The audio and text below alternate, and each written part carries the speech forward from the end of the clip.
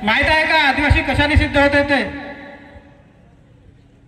आदिवासी जन्माने सिद्ध होत नाही की कागदाने सिद्ध होत नाही, हे एवढं पहिलं लक्षात असू द्या. आदिवासीची ओळख काय बघा, तुम्हाला मी सांगतो. आदिवासीची ओळख ही जगण्याची जी पद्धत आहे, जी जीवनशैली आहे, त्याच्या आधारे तुमची ही ओळख आदिवासी आहे.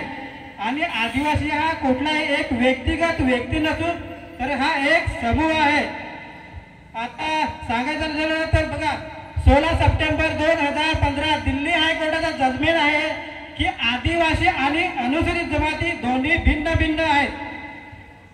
बघा, दिल्लीच्या हायकोर्टाने जजमेंट दिलेलं आहे, भिन्न भिन्न आहेत. आणि इथं युनोमध्ये सांगितलं जाते 2017ला सांगितले आहे की भारतात आदिवासी नाहीत तर एसटी म्हणून आहेत अनुसूचित जमाती. बघा, आता मी तुम्हाला सांगतो, हे आदिवासींचा हा एसटी हा आदिवासींचाच अंग आहे. आता जेव्हा बघा आपण जेव्हा शाळेत दाखल होतोय, प्रत्येकाला कुठेही जेव्हा जात पडताळणीची गरज असते, जात पडताळणी करण्याच्या वेळेस आपण कोणत्या देवांची पूजा करतोय, कोणत्या देवाची त्याच्यात नावं टाकतोय. बघा, मी जेव्हा हिरवा, चित्ता, हेमा यांचीच नावं टाकतोय ना, बरोबर की नाही? आवाज येत नाही. आता मला जेव्हा आपण जात पडताळणी मी आपल्या देवतांची नावाने करताय, बघा हे जात पडताळणीने ओळख काय आहे, एसटी आहे. पण देवतांची कुणाचे नाव टाकतात? आदिवासींचे ना. मग आता बघा, मी जात पडताळणी एसटीच्या नावाने होते, पण तो आदिवासीचाच अंग आहे.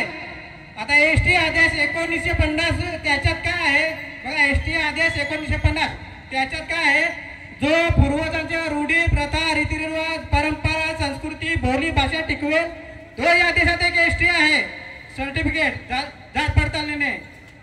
पण आपण जेव्हा एसटीचं सर्टिफिकेट घेतोय, पण नंतर काय होत आहे, आपण बिगर आदिवासी नाही देत. मुळात बिगर आदिवासी मी ते त्यांच्या कायद्याने चालतात, आपण त्यांना दोष द्यायची गरजच नाही. उलट आपण बिगर आदिवासींचे कायदे स्वतःच्या अंगावर ओढून घेत आहोत. युनियन देखील किती United nation declaration indigenous people त्याच्यात 46 आर्टिकल्स आहेत, त्याच्यावर बघा किती पॉवरफुल आहेत.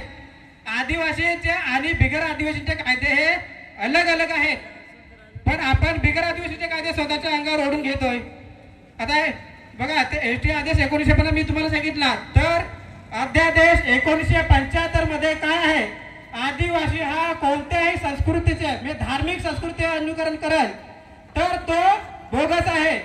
आता बघा, बहुतेक शाळांना मला तर वाटतं धार्मिकरण होते. आता संविधान मध्ये 28(3) नुसार कोणत्याही प्रशासकीय शाळा असो, कॉलेज असो, कुठेही तिथं धार्मिक फोटो लावणे, धार्मिक घोषवाक्य किंवा धार्मिक संस्कृती अनुकरण करणे कायदेशीर बंधनकारक आहे. पण आता सगळीकडे बघतोय आपण, काय बघतोय, सगळीकडे धर्मांतरणच होत आहे. मग आपण आदिवासीचे नाव एसटीचे सर्टिफिकेट घेतोय, पण बोगस ते जे बिगर आदिवासी आहेत त्यांना आम्ही बोगस म्हणतोय. मग बोगस कोण आहे? एसटी मध्ये आदिवासी पण आहे, म्हणजे पण इतर धर्माचा पण आहेत, पण इतर धर्माचा आहे तो बोगस आहे, एवढं लक्षात असू दे. आज परत आपण आदिवासी करतोय, पण स्वतःला बोगस आदिवासी स्वतःच आहोत आणि बिगर आदिवासीने सांगतोय ते आपल्यामध्ये घुसखोरी करतात. मुळात घुसखोरी त्यांनी नाही केली, आपण त्याच्या कायद्यात घुसत चाललोय. आता तुम्हाला बघा, जास्त नाही सांगणार, फक्त कायद्याची परिभाषा काय आहे ना ती नीट समजून घ्या, म्हणजे तुम्हाला संविधान समजायला एकदम क्लिअरली सोपं होऊन जाईल.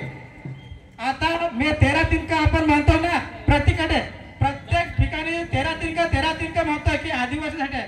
कशावर आदिवासींसाठी आहे? 13(3) का ही कायद्याची परिभाषा आहे, तिथे दिलेली. जवळजवळ भारत देशात 450च्या आसपास कायदे आहेत आणि 4 प्रकारचे कायदे आहेत. मी हे दुसरेकडचे नाही सांगत, ही भारताची राज्य व्यवस्था आहे त्याच्यामधीलच सांगतोय. आता बघा, 13(3) मध्ये काय दिलं आहे, आदेश, अध्यादेश, अधिसूचना, अधिनियम, नियम, उपनियम, विधी, उपविधी आणि रूढी प्रथा आहे.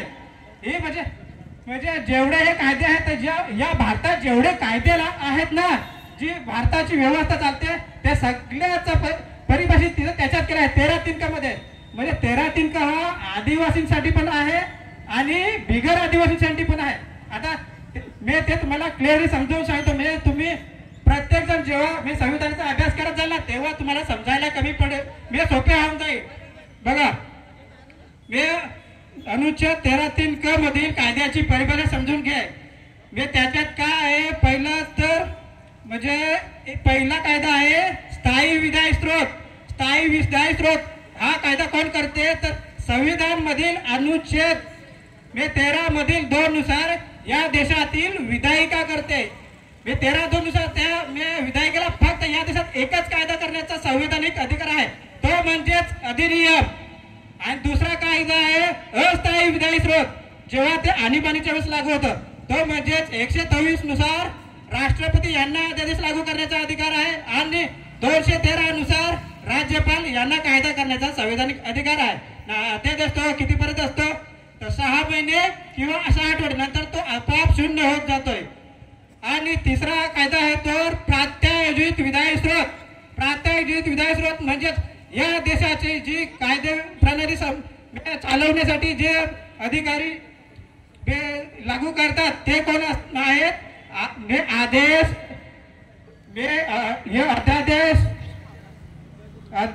अध्यादेश हा राष्ट्रपती आणि राज्यपाल लागू करतो. झाले तिसरा प्रात्यायोजित विधायी स्रोत म्हणजे अनुच्छेद 239 नुसार आदेश,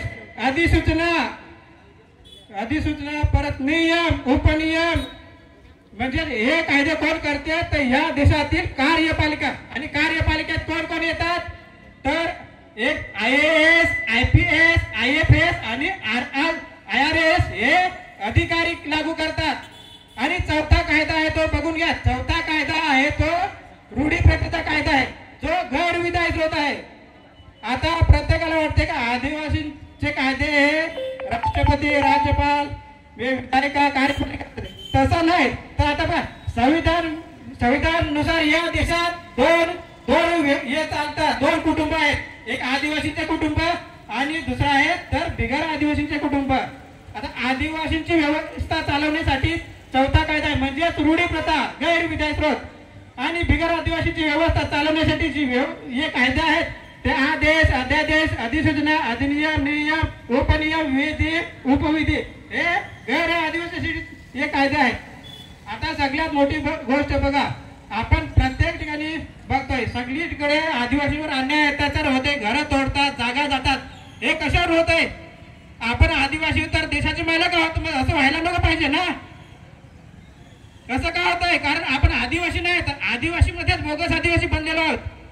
जात पडताळणी एसटीच्या नावावर करतोय. आणि अध्यादेश मधील मुद्दा नंबर 5 आहे की एसटी हा कोणत्याही धर्माचा अनुकरण करत असेल तो बोगस आहे.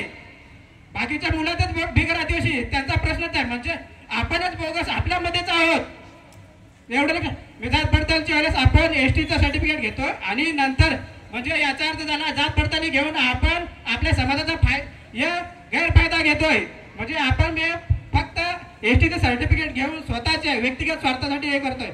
आता सगळ्यात मोठी गोष्ट आहे म्हणजेच या देशात आपल्यावरती IPC, CRPC लागू होतात का? आजपर्यंत सगळे बघायला गेलं सगळ्यात जास्त जेलमध्ये आदिवासीच आहेत. आदिवासी तर गैर विधायी स्रोत आहे, स्वतंत्र आहे. संविधानानुसार आदिवासी स्वतंत्र आहे. तर मग आपण कसं काय म्हणतोय का आपल्यावर पोलीस केस होते.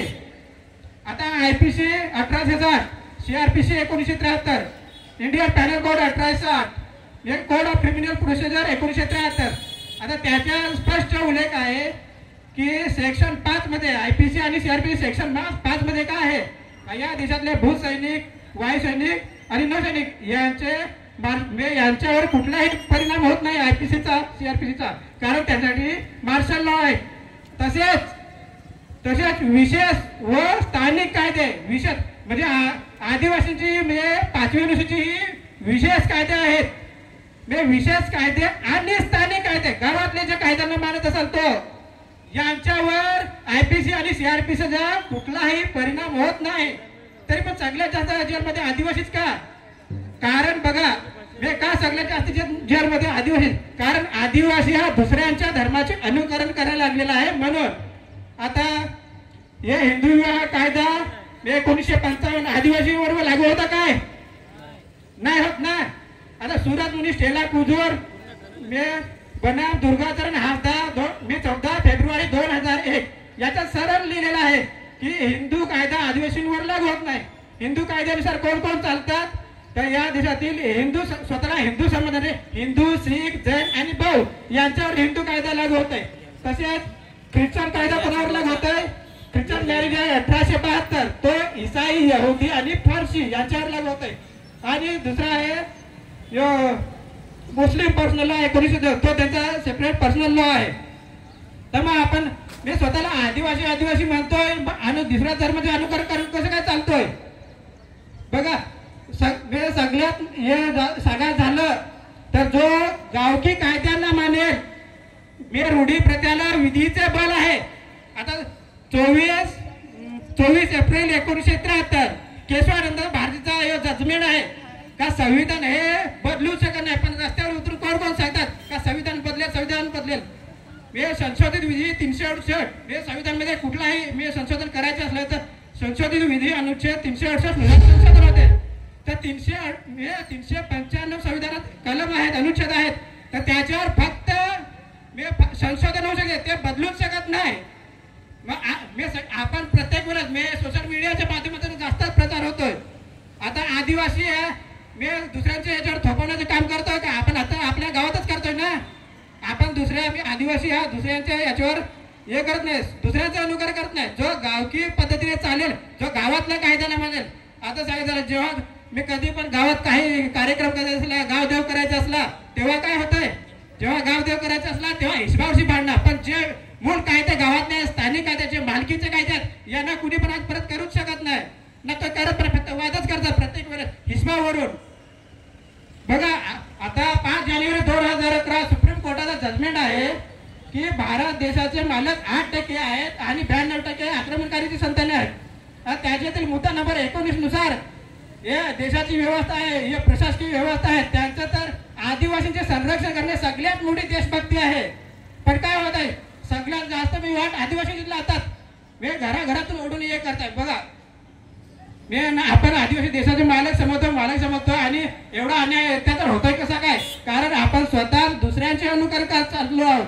बघा एवढं तुम्ही लक्षात ठेवा का या देशात कोणत्याही मी स्वतःच्या जीवनातल्या कोणत्याही समस्याचं जबाबदार हे दुसरं कोणी नसून तर आपण स्वतःच आहोत. कारण आपण त्यांना मानतोय, आपण दुसऱ्यांची गरजच नाही. बघा म्हणून तुम्हाला सांगतो जेवढं आदिवासी या देशातला कोण आहे हे मूळ समजून जा आणि त्या पद्धतीने चला, नाहीतर येणारा काळ हा फार भयानक असेल. आता बघा मी हे पण तुम्हाला सांगतो का 2030 ST राजनैतिक आरक्षण आहे शेवटचं वर्ष असेल, नंतर बघा काय कराल. तर एवढं मी सावध व्हा, मी आदिवासी कोण आहे त्या पद्धतीने चाला. बस एवढं बोललं. जोहार जय आदिवासी.